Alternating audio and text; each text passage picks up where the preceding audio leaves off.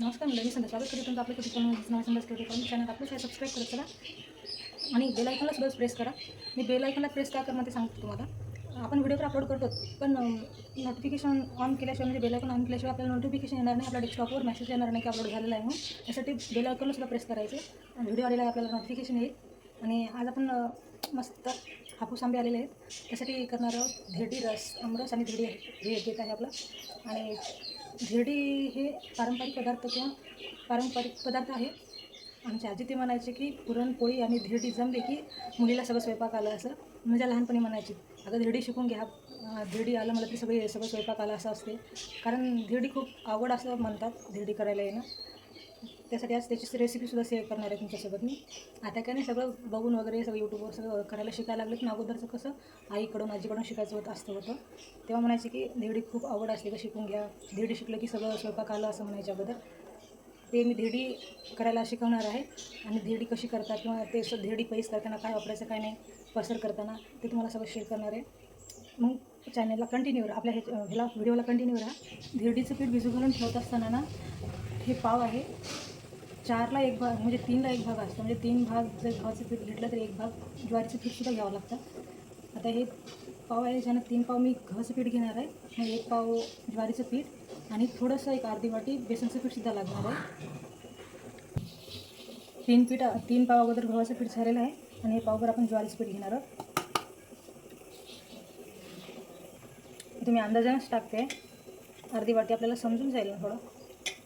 आणि जास्त पण टाकलं तर करपतात आणि बिलकुल नाही टाकलं तर जमत नाही, त्यासाठी बेसनचं पीठ टाकायला पाहिजे.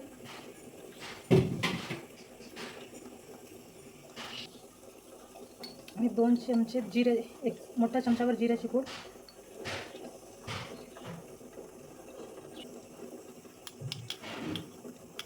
आणि 3 चमचे मीठ.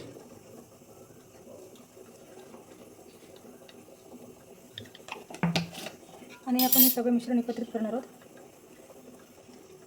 धिरडी केव्हाही करताना ना, हे पीठ मिसळून 1 तासभर जर ठेवलं तर धिरडी एकदम म्हणजे काय मऊसूत होईल, नाहीतर आपली अशी रफ होईल. तेव्हा केव्हाही त्यासाठी धिरडी करण्याच्या अगोदर 1 तासभर तरी हे पीठ भिजवत ठेवायला पाहिजे.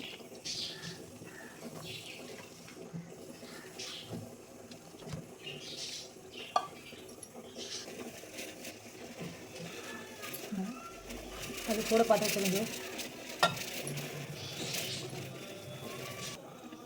आताच पूर्ण पातळ नाही करून ठेवायचं, लागत असेल तर आपण टाकताना जर वाटत असेल तर घट्ट वाटत आपण पातळ करून घ्यायचं, पण आत्ताच नाही पातळ करून ठेवायचं. आपण आता घट्ट टाकेल तरी चालेल आणि नंतर आपण टाकताना जर घट्ट वाटेल असेल तर पीठ आपण पातळ करू शकतो. पण पातळ झाल्याच्यानंतर घट्ट करता येत नाही आणि नंतर पीठ मिसळल्याच्या नंतर वातळ होतात आपले धिरडी. त्यासाठी अगोदर असंच घट्ट ठेवा.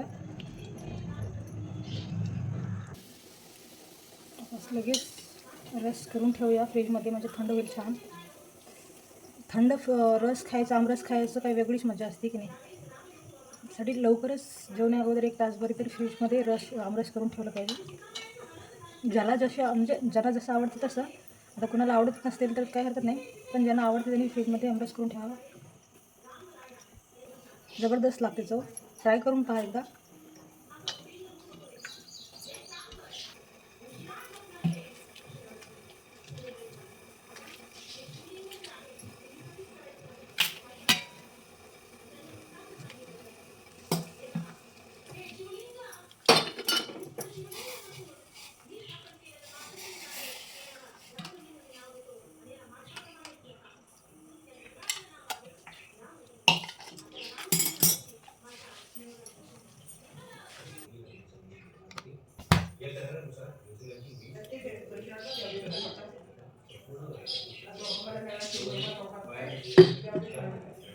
शेतकरी ग्रामीण अर्थव्यवस्था आणि देशांतर्गत विकासाच्या सहकार्य आणि दोन सशस्त्र देशांनी देशात विश्वास आणि रस करून घेतले आमरस. नंतर मग हे धिरडीचं पीठ भिजू घातले होते. आता हे भिजेपर्यंत, रस थंड होईपर्यंत कुकर लावले होते डाळीला. मग मी देवाची पूजा करून घेतली. आता तोपर्यंत पीठ भिजलेलं आहे व्यवस्थित आपलं धिरडीचं. आपण धिरडी टाकून घेऊया. त्यासाठी ना असं एक कांदा घ्यायचा, वर तेल, ते तव्यावर तेल फिरवण्यासाठी अशा कांद्याला ते एक चमचा लावून घ्यायचं. सुरुवातीला थोडं एवढं भाग काढून घ्यायचं. त्याला तेल चमचा लावून आपल्याला तव्यावर फिरवायचं ह्याच्यानं. आणि हे जे कपटा आहे ना, हे आपल्याला ह्याच्यानं पसर करायचं. दाखवते तुम्हाला मी कसं.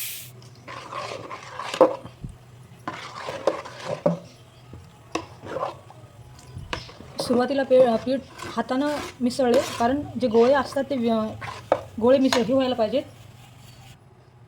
पिठामध्ये जे गव्हाच्या पिठाचे गोळी बनलेले असतात गोळे, ते व्यवस्थित व्हायला म्हणजे काय म्हणतात, व्यवस्थित पीठ असं एकजीव व्हायला पाहिजे, म्हणून ते हाताने मिसळ होते अगोदर सुरुवातीला. असं तेलामध्ये बुडून घ्यायचा कांदा. ब्रश नाही लावले तर चालते, पण हे पूर्वीपासून असंच लावतात ना, असंच लावायचा प्रयत्न करते मी.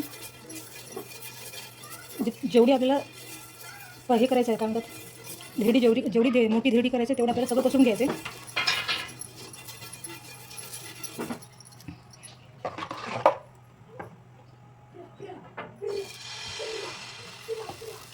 आता ह्याच्याने म्हणजे पळी नाही पैस केलं तर येईल, पण एवढं व्यवस्थित येणार नाही. त्यासाठी आपण हे ट्रिक वापरणार आहोत, धिरडी मस्त व्यवस्थित येण्यासाठी. गोलसर पातळ एकसारखी सगळीकडून तुम्ही पाहू शकता. काय मस्त होईल एकसारखी धिरडी गोल गोल. आणि स्वच्छ करून घेतली मी पुट्टा व्यवस्थित.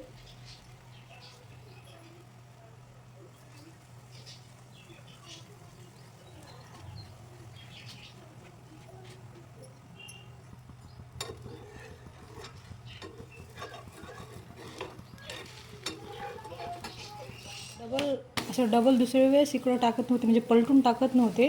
म्हणजे एक वेळेस तिकडच्या साईडनं एक वेळेस इकडच्या साईडनं पलटवलं ना की लगे डोसा काढत होते. पण हे डोसा म्हणते सॉरी धिरडी काढत होते, पण आता ते नाही आवडत, ते कच्चं तसं कच्चं वाटतं. त्यासाठी अनेक वेळेस मी पलटून घेतली.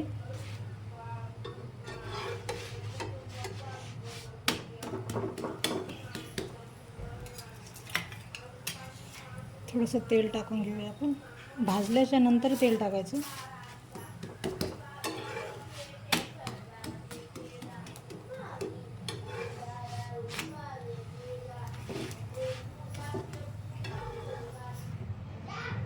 मस्त आपली धिरडी रेडी आहे का धिरडी.